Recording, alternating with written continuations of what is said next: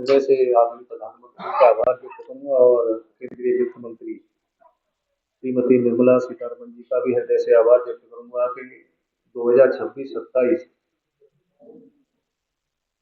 बहुत बड़ा मैं कह सकता हूं कि बड़ी उपलब्धि है कि एक हमारी महिला शक्ति, नारी शक्ति के रूप में उन्होंने 9वां बजट पेश किया। ये बहुत बड़ी उपलब्धि है और पहली महिला है जिन्होंने 9वीं बार बजट पेश किया है। 3 प्रमुख बातों को ध्यान में रख करके ये बजट प्रस्तुत किया गया है। आर्थिक विकास की गति को बढ़ाना, नंबर 1 नागरिकों की आकांक्षाओं को पूरा करना और समावेशी विकास, सबका साथ सबका विकास पर आधारित ये बजट की व्यवस्था केंद्र सरकार द्वारा आई है। यहाँ नई कर व्यवस्था में स्लैब में कोई बदलाव नहीं किया गया है। धारा 47A के तहत 12 लाख तक की आय पर कोई कर देय नहीं होगा। ये बहुत बड़ी उपलब्धि आदरणीय प्रधानमंत्री की। और हमारे जो वेतन भोगी हैं उनके लिए 12,75,000 तक की सैलरी पर टैक्स फ्री रहेगा। ये भी एक हमारे जो सर्विस करने वाले हैं उनके लिए भी एक बड़ी उपलब्धि है। और विदेश यात्रा पर लगने वाले TCS को पहले 5% 2% से घटा करके 5% और 20% से घटा करके 2% किया है। एक बहुत बड़ी राहत हमारे विदेश यात्रा करने वाले नागरिक है उनके लिए भी छूट दी है। शिक्षा और शिक्षा, विदेश में शिक्षा और इलाज के लिए भेजे जाने वाले धन पर TCS 5% से घटा करके 2% किया गया है। और ये 1 अप्रैल 2026 से प्रभाव रूप से लागू होंगे। कृषि की अगर हम चर्चा करें तो कृषि और संबद्ध क्षेत्रों के लिए 1,63,000 करोड़ का रिकॉर्ड आवंटन किया गया है। किसानों के लिए बहुत ही एक मैं कह सकता हूँ बहुत बड़ी राहत और उपयोगी भी AI टूल लॉन्च किया जाएगा जो फसल प्रबंधन और सरकारी योजनाओं की पूरी जानकारी किसानों को मिलेगी। उसके माध्यम से नारियल, काजू, कोको, चंदन की खेती के लिए विशेष प्रोत्साहन की योजनाएं सरकार लेकर के आई है।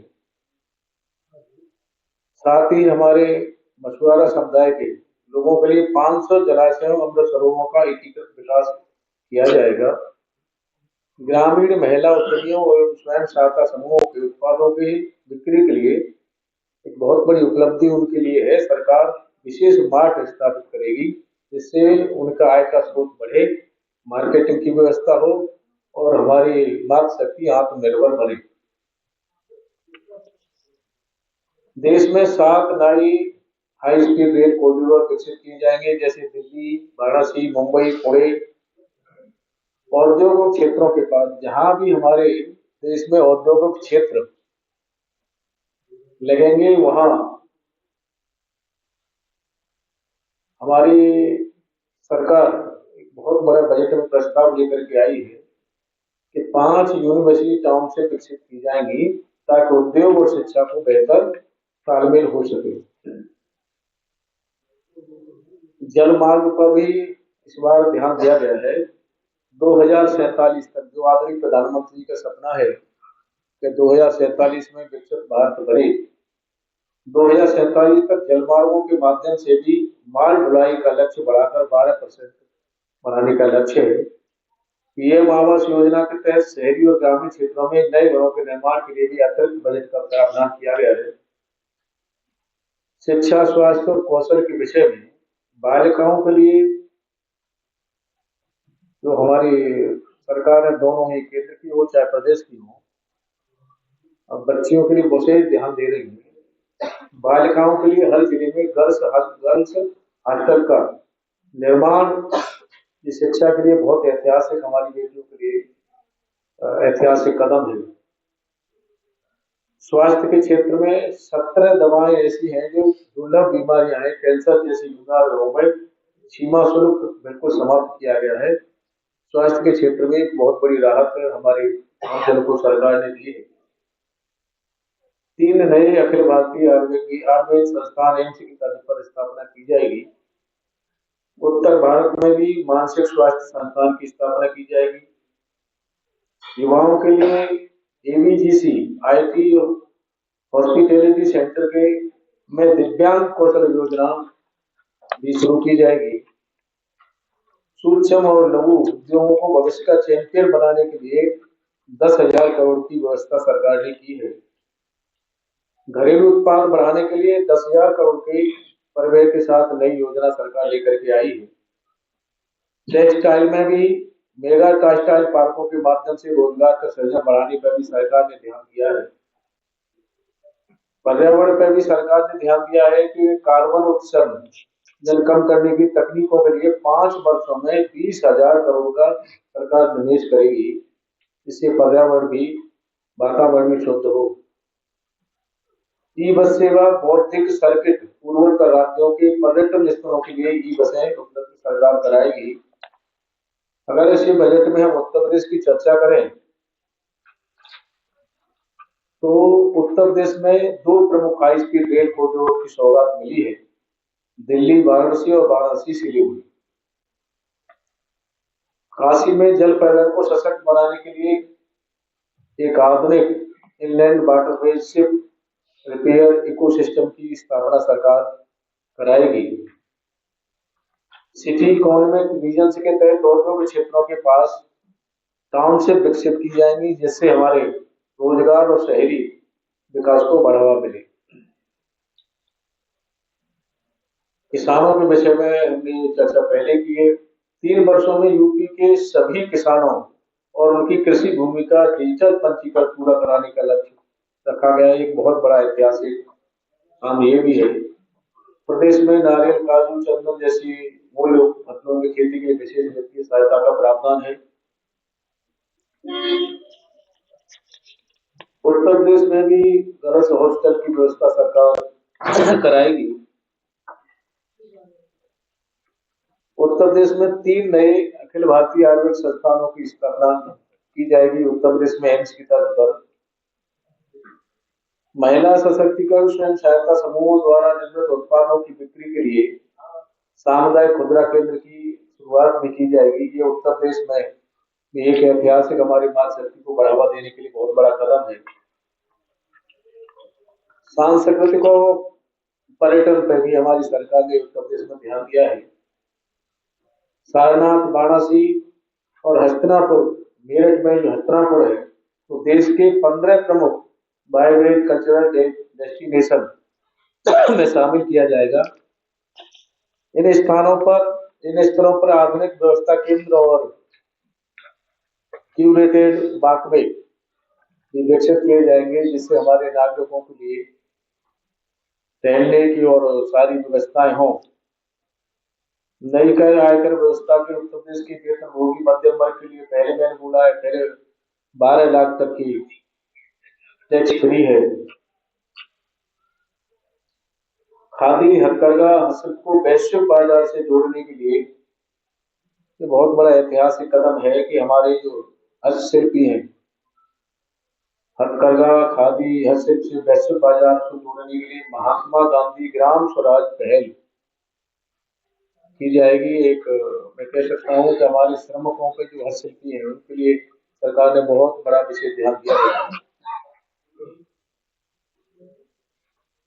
दिव्यांगजनों के लिए गरिमापूर्ण आजीविका के अवसर के माध्यम से सहायक उपकरणों के मिनी निर्माण का विस्तार भी किया जाएगा। बुनकरों, शिल्पकारों, एकीकृत राष्ट्रीय हथकरघा से हस्तशिल्प कार्यक्रम हुई सरकार की ओर से प्रस्तावित है, इनको भी बढ़ावा दिया जाएगा।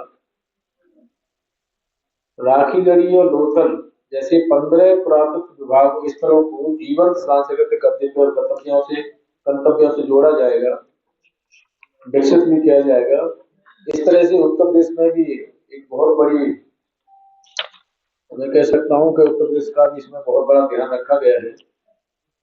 युवाओं के लिए विशेषकर ऑरेंज इकोनॉमी की एआई के माध्यम से तैयार करने पर जोर दिया गया है। शिक्षा से रोजगार, एआई और उभरती औद्योगिक नौकरियों का प्रभाव आकलन करने के लिए उच्च स्तरीय स्थायी समिति का भी गठन किया जाएगा। खेलो इंडिया के तहत अगले 1 दशक में भारत को खेल महाशक्ति बनाने और इस क्षेत्र में रोजगार और कौशल विकास के अवसर पैदा करने के लिए मिशन विस्तार किया गया है।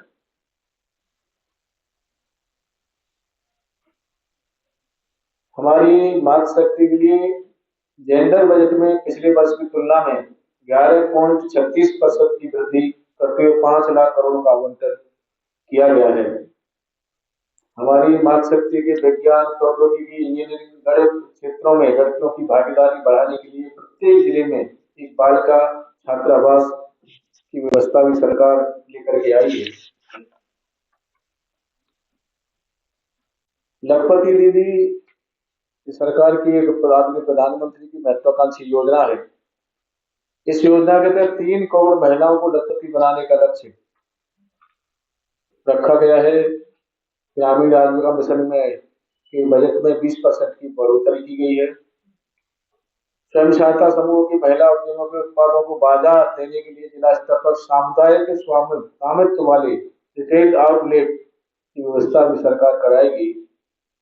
किसानों के लिए खेती को स्मार्ट बनाने के लिए सरकार ने डिजिटल बुनियादी ढांचे पर भी बड़ा निवेश की व्यवस्था की है।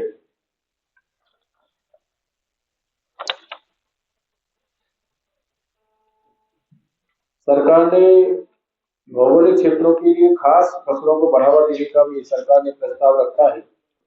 पशुपालन, मत्स्य पालन पर भी सरकार ने ध्यान दिया है, क्योंकि पशुपालन ग्रामीण आय का लगभग 16% हिस्सा हो रहता है, इसलिए विशेष ध्यान इस पर भी सरकार ने दिया गया है। मैं कह सकता हूँ कि सरकार ने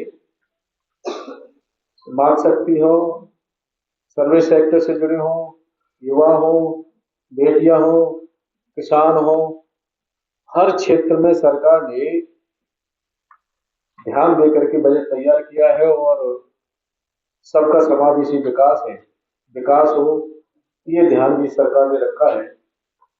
जिस तरह से प्रधानमंत्री जी का सपना है कि हम आत्मनिर्भर भारत हमारा बने, इसलिए औद्योगिक कार्यों को बढ़ावा देने के लिए सरकार ने व्यवस्था की है और जहाँ औद्योगिक क्षेत्र बढ़ेंगे वहाँ हमारे बच्चों को, नौजवानों को रोजगार की व्यवस्थाएं भी उपलब्ध होंगी।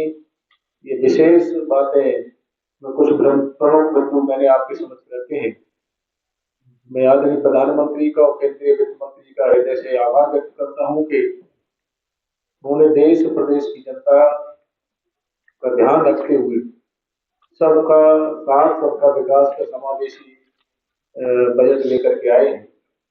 मैं हृदय से उनका अभिनंदन करता हूँ और आभार व्यक्त करता हूँ। आप सबका भी मैं हृदय से बहुत बहुत धन्यवाद करता हूँ कि सरकार की, केंद्र की सरकार हो चाहे प्रदेश की सरकार हो, उनकी नीतियों को आम जन तक पहुंचाने में आप सभी की बहुत बड़ी भूमिका रहती है। आपका भी एक बहुत बड़ा योगदान रहता है। चौथा स्तंभ आप लोग माने जाते हैं, वो आपका भी हृदय से साधुवाद, क्योंकि जनता तक बात पहुंचे, सरकार की नीतियां पहुंचे, एक माध्यम आप ही पहुंचे है और जनता की आवाज भी सरकार तक पहुंचे, ये भी माध्यम एक आप ही रहते हैं जिसमें सरकार अपनी ध्यान देती है और योजनाओं को क्रियान्वयन करती है। बहुत बहुत धन्यवाद सभी।